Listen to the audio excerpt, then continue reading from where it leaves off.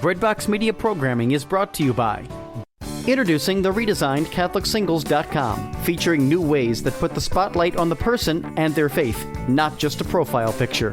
For the past 20 years, faithful Catholics have used CatholicSingles.com, and the reimagined CatholicSingles.com website is ready to help single Catholics take the next step in sharing meaningful relationships with other faithful Catholics. Remember, CatholicSingles.com for faith, fellowship, and love.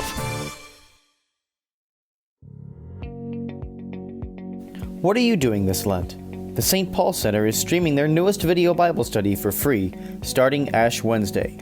Based on Scott Hahn's renowned covenantal theology, this is a study no one should miss. Invite your friends, Catholic or not. Don't miss your chance to see this premium study for free. Go to stpaulcenter.com to sign up today. With CMF Curo, you don't have to compromise your faith to get great health care. Finally, there is a pro-life option that respects and engages your Catholic faith with a community that supports you in living healthcare fully alive. Learn more at mycatholichealthcare.com/podcast.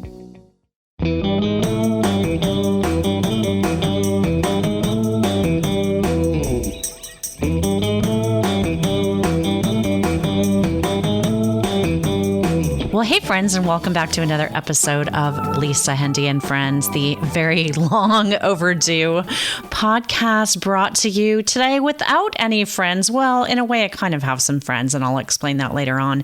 But first of all, I just wanted to explain my absence for the last few weeks. Those of you who are real life friends know that I have been asking for some prayers for our family. My mother, Anne, has been having some health concerns recently that have required more than a lot of my attention. And so I'm not wanting to get too much into the details right now, most of all because I'll start sobbing all over my podcast microphone, but mostly just wanted to share with you that we'd really just truly appreciate your prayers still for Mom and for my dad, Pat. My parents are just the most amazing people and have taught me so much about life and faith and the power of friendship and love over the years. And so to see my mom go through some pretty challenging health struggles right now and to be so very far away is a great challenge. I was able to be with her twice in the last about 6 weeks or so, but not able to be there right now due to some work. And I have to share that this issue of being so physically far away is probably one of the greatest challenges I've faced in my personal and spiritual life. So I guess I'm just asking you, my friends, to keep me in prayer and to let you know that I'm really doing my best to kind of go along with business as usual, but my heart is not absolutely in it. And so if you would just please keep my mom and dad, Pat and Anne, in your prayers, and especially my siblings too. One of my sisters is there kind of manning the helm, and it's a great challenge for her and her family, and I'm just so grateful for their love and support and just asking for prayers. So that's it. That's enough of an explanation right now. Let's get into some of the thoughts that I have for today. I haven't been able to actually schedule an interview, but today, interestingly, I'm kind of, in a way, I'm sharing an interview with myself on the podcast. I'm really happy to share that since we were last together, my brand new book, I Am God's Storyteller, was launched. This is a book that is a first for me. It's my very first picture book. And the book was done in collaboration with Paraclete Press, just a simply marvelous publisher. And my creative partner on this project is very gifted illustrator, Eric Carlson. And one thing that was really fun about launch week was that I was able to head over to Catholic TV and meet up with my friends over there who helped to celebrate the launch of the book by interviewing me kind of on their flagship talk program, This Is the Day. And with the grateful permission of Bonnie Rogers over at Catholic TV, I thought it would be fun to share with you my interview with This Is the Day host Jay Fadden. So let's tune in for Jay talking with me about the new book, I Am God's Storyteller. Connect with our good friend Lisa Hendey, and she's going to talk about her book, I Am God's Storyteller. Hey, how you been doing? Fantastic. So what have you been up to before we get to the book? What have you been up to? Just traveling, seeing the world, meeting new friends, telling stories. It's just great. We moved to Los Angeles a few years ago, so settling in there too. I know, it seems to be the Los Angeles show today. I know. Dude, you brought the West Coast. I wish we brought the weather from the West Coast. So tell me about this book. What is this book about? This is a book that was inspired by school visits that I've been doing for the last few years, and it's really about each of our role as God's storyteller, as it tells, looking at storytellers in Scripture, Old and New Testament, but then kind of helping each of us, especially children, to claim our own role in that legacy. Yeah, and it's interesting because you find that kids in particular are so curious when they're told a story. Yes. One of my nephews, every time I see him, the first thing he says to me is, Aunt Lisa, tell me a story. Really? And it's a tradition that we have. And I find that in conveying information, especially about our faith, oftentimes if you put it in a story context, they lean in and listen, and they ask for more. So I love that too. You know, when you have a captive young audience, you know the difference because they're soaking it all in, and it's something that will stay with them for a long, long time. I think so. It's a way of getting them to remember, but also for me with this, helping them to engage with that mission that each of us have. That's really important. Was this an easy book to write? You would think so. I seem to be regressing. So I started off with grown-up books and then chapter books and now picture books. Actually, it's a tough audience, so you don't get anything past them. But it's been a really great gift. So every word matters in a book like this. And the illustrations are beautiful. And my wife's an artist, so I see a lot of illustrations, and I look at this and this study. Tell me about Eric. So Eric Carlson is my illustrative partner in this, and he is a senior as we speak at the University of Notre Dame, which is my alma mater. So I love that not only the Holy Spirit, but also our Blessed Mother brought together this partnership with us, and his art just brings a whole new level to the story. And you talked about going to schools and parishes. Yeah. What happens at those? What do you do when you get there, Lisa? So when I go, I always have two messages for the children. The first is that we're each called to be a saint in the making. We're not saints yet, but we're on our path to that. And then the second part of it, that we're each God's storyteller, that we may have different gifts. Some of us do that with words or in writing, but whether you're a musician or a dancer or a singer or one who, we were talking about video games earlier, even game design, movie making, it's all a form of sharing the best news that we have to share, which is the news of God's love for us. Why do you think it's so important that there are books about our faith out there that children can read and get excited about? Because I find today there are just so many distractions for video, so on and so forth, and yet this is something that I think can make a difference. Why is it important that we do this? Well, I'm a firm believer in the power of reading. Family story time was always such a great gift for our family, and those memories are very special to me. But I also think that a book like this that engages kids not only in being entertained, but also in being sent. They have a role, and they want to rise up and follow through on that mission. So that's an encouragement that we're giving them with this book. There's a lot of things you can write about in life, but you've decided to write about your Catholic faith and share your Catholic faith. What is it that made you go in that direction? What is it about your Catholic faith? It's a continuing journey, I think, for each of us, that are so blessed to have the faith. Not only living it, but also sharing it is a critical thing. And for me, writing is one of the ways that God has given me the opportunity to do that. So I'll continue to do it for as long as I can. And I think involving children and understanding that they have that same calling, whether it be, no matter what their gifts are, that God's called them in a special way. When you talk to the children, what is the thing that attracts them, do you find? Is it pictures? Is it the story? Is it just that they actually are involved? I think it's both, and I think that one thing that we try to do with the language in this book is to be interactive. So as a parent or a teacher is reading the book, there's some questions embedded in it, and so involving them in the format is important. But I think every child perceives things differently, which is why Eric's art complementing my words is a real gift to the book. I think he comes at the material in his own way, from a different perspective than mine, and the end result is beautiful.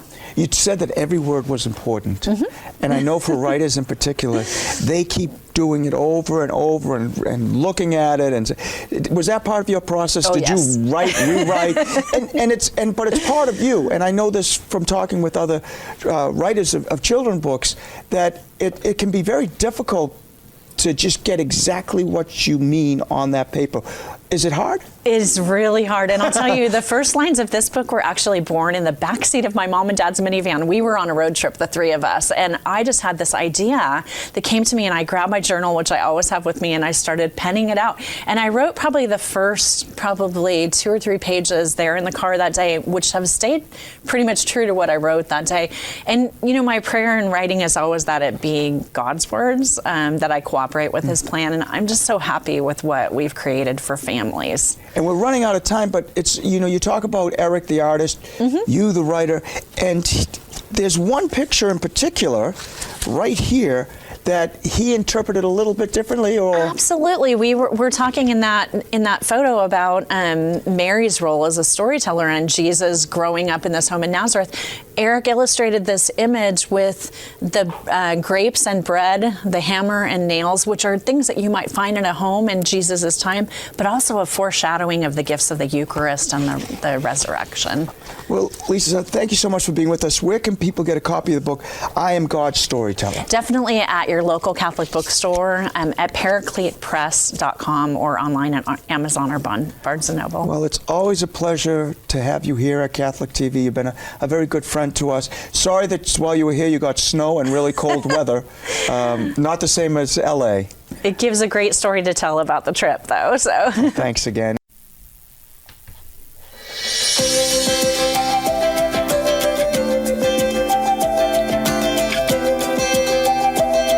I am God's storyteller. God imagined me at the dawn of all time for a very special mission, to help the world know His love.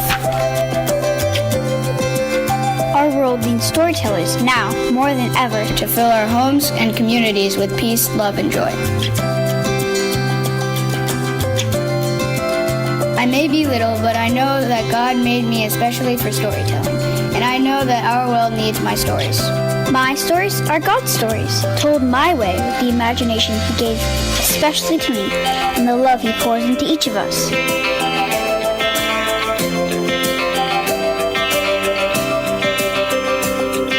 I'm God's storyteller, and you are too.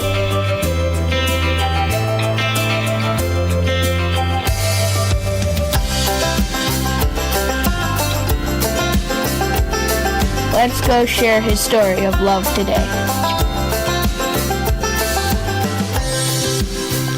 Well, thanks again to my good friends at Catholic TV for the permission to share that interview with you, to Bishop Reed and Bonnie Rogers, and especially Jay and Kevin, the hosts of the episode the day that I was on.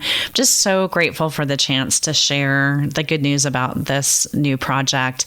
A book like this is a while in the making, and so it's really fun now to be able to be out and around and talking about it, and you'll probably find me doing that for the next few months as our efforts to get the word out spreads. But thanks for indulging me in a little moment of self-promotion.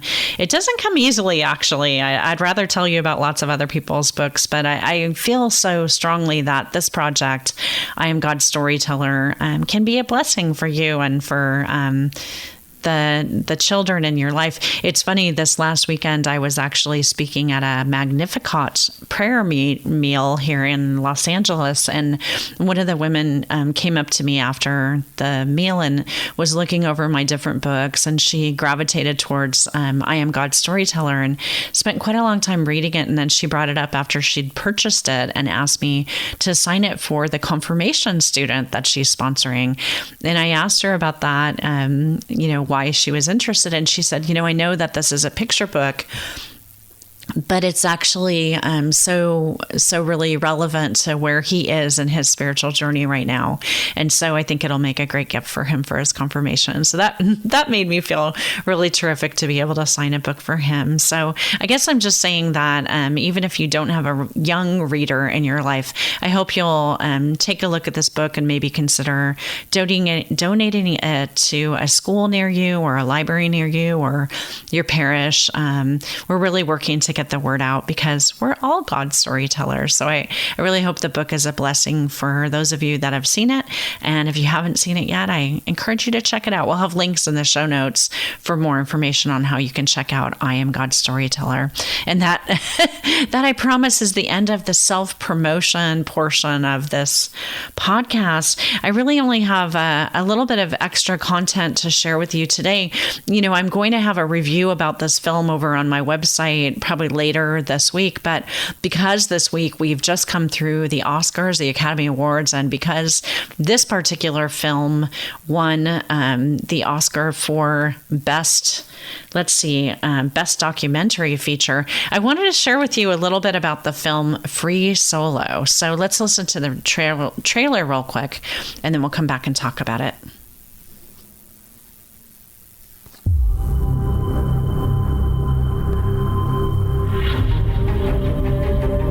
Does it feel different to be up there without a rope? It's obviously much higher consequence. People who know a little bit about climbing, they're like, oh, he's totally safe. And then people who really know exactly what he's doing are freaked out. I've thought about El Cap for years, and every year I'm like, that's really scary. I'll never be content unless I at least put in the effort. El Cap is the most impressive wall on Earth. It's 3,200 feet of sheer granite. It's the center of the rock climbing universe. Obviously, I get interview questions about it all the time. Oh, would you like to do that? And you're like, yes, for sure. So you're a girlfriend now, I heard. It was awesome. Pretty much makes life better in every way. It's really hard for me to grasp why he wants this. But if he doesn't do this stuff, he'd regret it. Everybody who has made free soloing a big part of their life is dead now. I haven't been injured in 7 years. I suddenly start getting injured all the time. What if something happens? What if I don't see him again? I could just walk away, but it's I don't want to. I've always been conflicted about shooting a film about free soloing just because it's so dangerous. It's hard to not imagine your friend falling through the frame to his death. I think when he's free soloing, that's when he feels the most alive, most everything. How can you even think about taking it away from somebody? No mistakes tomorrow. I'm starting to get kind of psyched. If you're pushing the edge, eventually you find the edge. I can't believe you guys actually can watch. Hey Jimmy, do you copy? Just started climbing.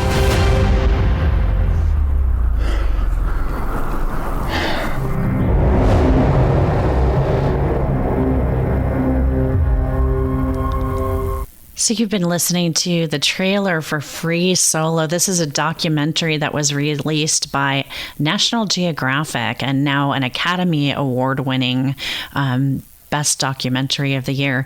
Just to let you know a little bit about the voices that you just heard, this film is from award-winning filmmakers and world-renowned photographers and mountaineers, and it's Free Solo, a stunning and intimate and unflinching portrait of this free solo climber Alex Honnold. I'm not sure if I'm pronouncing that correctly, as Alex prepares to achieve his lifelong dream, climbing the face of the world's most famous rock, the 3,000-foot El Capitan in Yosemite National Park, without a rope.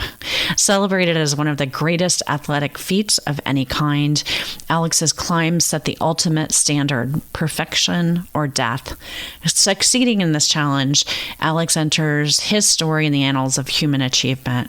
Free Solo is both an edge-of-your-seat thriller and an inspirational portrait of an athlete who exceeded our current understanding of human physical and mental potential. The result is a triumph of the human spirit. I guess it's probably not a spoiler alert to tell you that Alex survives this climb. He was there last night at the Academy Awards. But I have to say, and I'll write this up in my review that will be over at lisahendey.com, but I have to tell you, this film actually took me about 4 hours to watch because even though I knew that Alex survived the climb, I still kept having to stop my screening of it, walk away, let my blood pressure drop a little bit, and get back to watching it again a little bit later. The film is so good. I've watched it 2 times since that initial screening. And part of the amazing thing about this film is just the stunningly beautiful photography, the angles that they get, the way that they portray not only the actual free solo climb, but also Alex's preparation, his mental and physical and I'm going to say spiritual preparation to get to accomplish this, and the people who walk alongside him. You meet not only Alex's girlfriend, but also his mother and other important people in his life.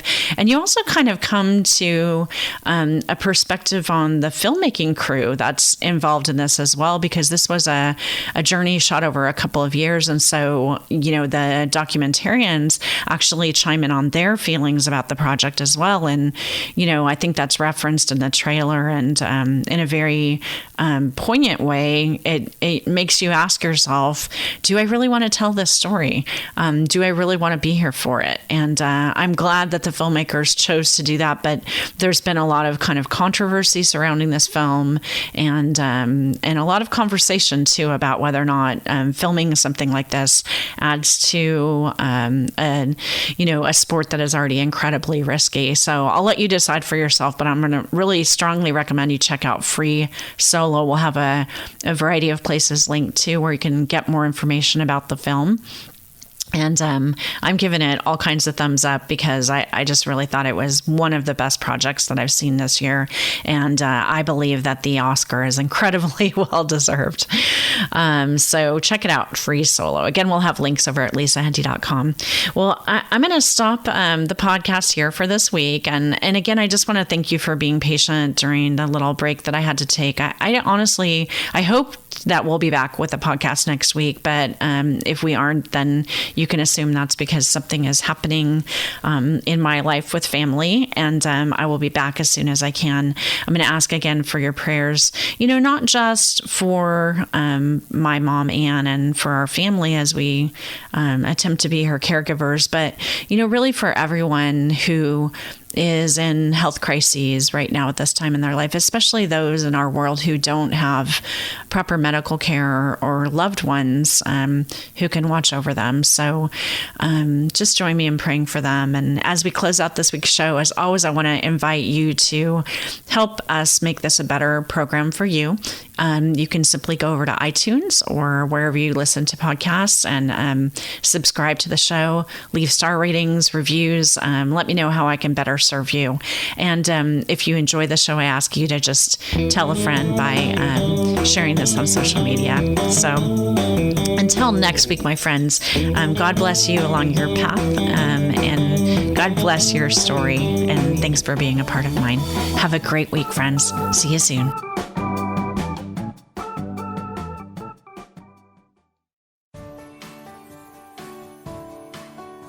Breadbox Media programming is brought to you by Jack Kane Ford. Find your next Ford Tough vehicle at caneford.com. CMF Curo is the country's first Catholic healthcare ministry to provide an affordable health sharing solution rooted in Catholic teaching and community. Learn more at mycatholichealthcare.com/podcast. That's mycatholichealthcare.com/podcast.